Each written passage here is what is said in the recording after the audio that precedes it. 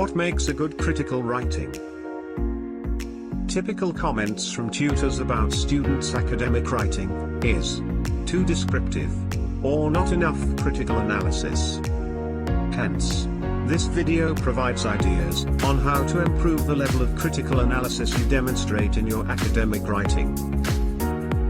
The most characteristic features of critical writing are 1. A clear and confident refusal to accept the conclusions of other writers without evaluating the arguments and evidence that they provide. 2. A balanced presentation of reasons on why the conclusions of other writers may be accepted or may need to be treated with caution. 3. A clear presentation of your own evidence and argument leading to your conclusion, and a recognition of the limitations in your own evidence, argument, and conclusion. The difference between descriptive writing and critical writing.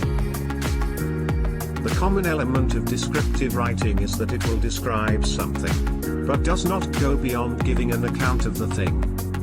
Hence, descriptive writing provides the setting of the research, a general description of a piece of literature or art, the list of measurements taken, the timing of the research, an account of the biographical details of a key figure in the discipline, or a brief summary of the history leading up to an event or decision.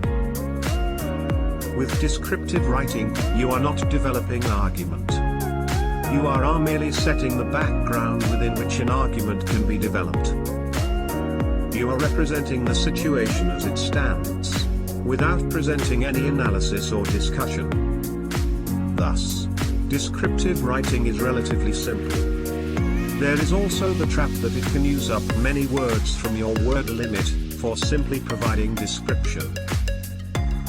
In providing only description, you are presenting but not transforming information. You are reporting ideas, but not taking them forward in any way. Hence, an assignment using only descriptive writing would therefore gain few marks. On the other hand, with critical writing, you are participating in the academic debate. This is more challenging and riskier.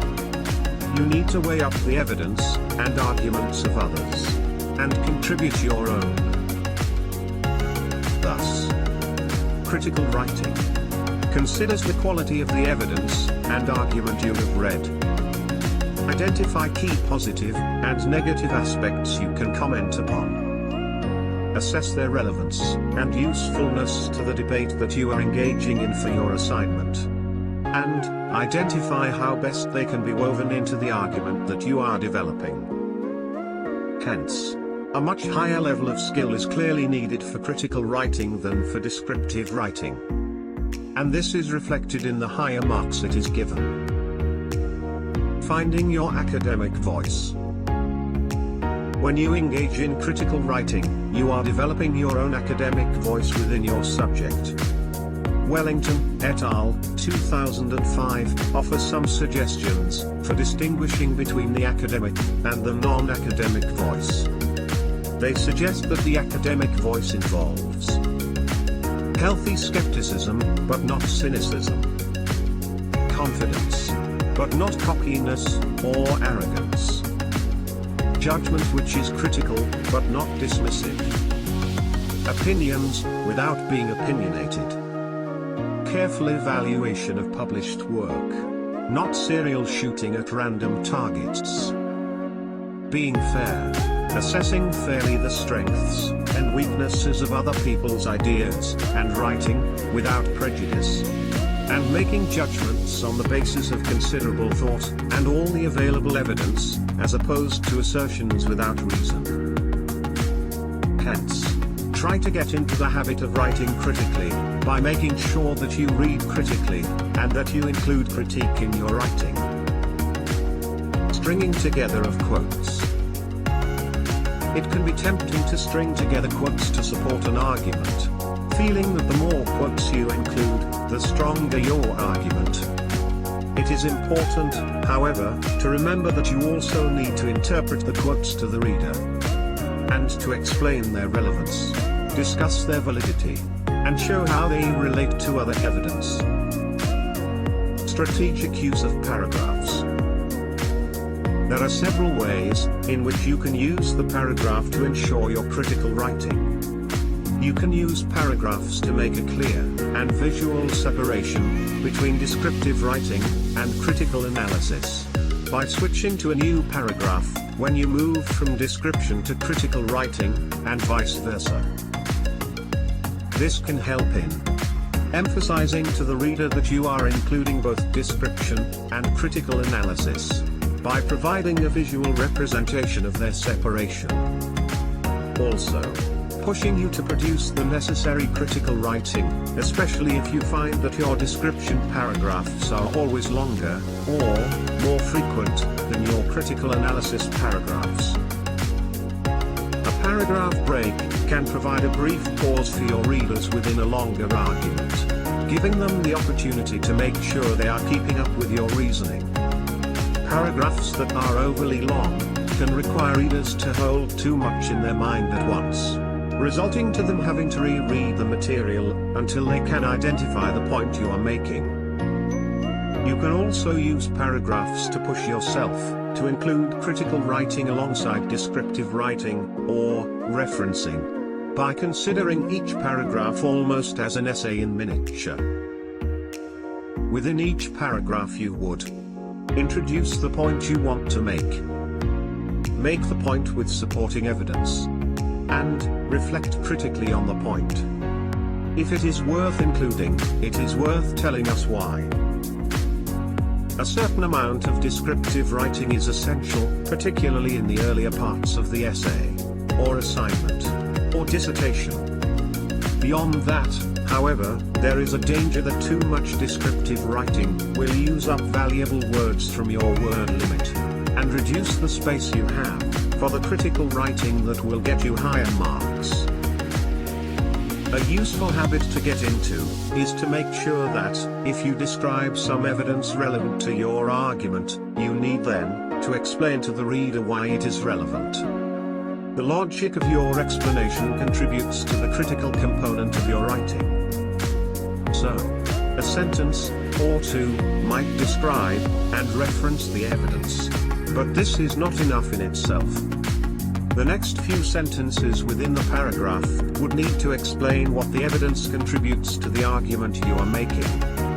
This may feel like duplication at first, or that you are explaining something that is obvious, but it is your responsibility to ensure that the relevance of the evidence is explained to the reader.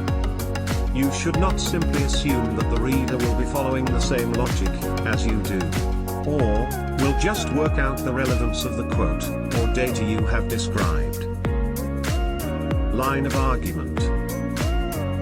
The other key element in critical writing is the overall structure of your piece of writing. For maximum effectiveness, your writing needs to have a line, or lines of argument running through it, from the introduction to the conclusion. Just as you have used paragraphs on a micro scale to present your critical writing, you would also need to consider the ordering of those paragraphs within the overall structure. The aim is to lead your readers carefully through the thread of your argument to a well-supported conclusion. Example of effective critical writing. The following text is an example of good critical writing, which is based on essay materials supplied by School of Psychology of a university.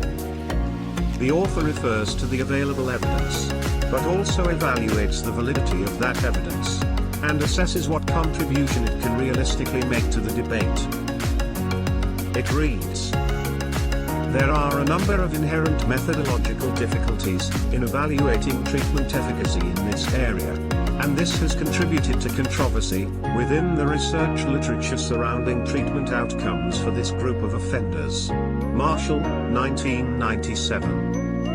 Firstly, while there is no doubt that the primary criterion of treatment success is a reduction in the rate of reoffending, Marshall, et al., 1999. Reconviction data does not, in isolation, provide a realistic representation of actual levels of reoffending by this group. It is well established that there is a discrepancy between reoffending and reconviction rates, the latter underestimating the number of offences committed. Rubin, 1999. Indeed, a significant proportion of offences committed by offenders are either unreported or do not result in the offender being convicted.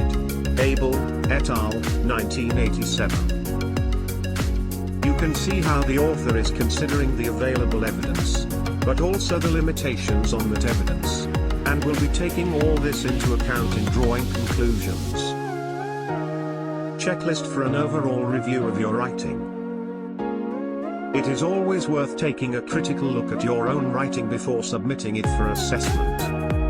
The kinds of questions that might be useful to ask at the stage are: 1. What is the balance between descriptive and critical writing? While a certain amount of description is necessary to set the context for your analysis, the main characteristic of academic writing is its critical element. A useful way to check this balance in your own writing is to use two colored pens and to mark in the margin whether the lines are descriptive or critical. The balance will change at different points, but you need to make sure there is enough of the color that represents critical writing. 2. Why should a reader be convinced by what I have just written? Remember that, just as you are asking why should I believe what I have just read, the same way will the readers of your work be asking the same question for your writing. A critical read through your own writing may reveal gaps in your logic, which you can rectify before you submit it for the critique of others. 3. Is my conclusion trailed and supported sufficiently well by my preceding analysis and argument? Check out the conclusions that you have drawn. Then locate and check the supporting evidence you provide earlier on. This is a good way of making sure that you have not forgotten to include a crucial piece of evidence. It is also a way of checking that, when your reader comes to the end of your writing, the conclusions would make sense, rather than being a surprise or an unconvincing leap of logic. 4. Have I included any unsubstantiated statements? Sometimes, a generalized sweeping statement can slip through. The kind of statements that might be acceptable on conversation, but not in academic writing. There are three main ways of dealing with such statement. 1. Present the evidence to support the statement. 2. Rephrase the statement to sound more cautious. Example: it could be argued, or this suggests that. 3. Remove the statement. If you need further support on critical thinking and critical writing, you can contact us using the email address on display. Contact us at tshub.com. Please remember to like, comment, and share this video with others. Thank you for watching.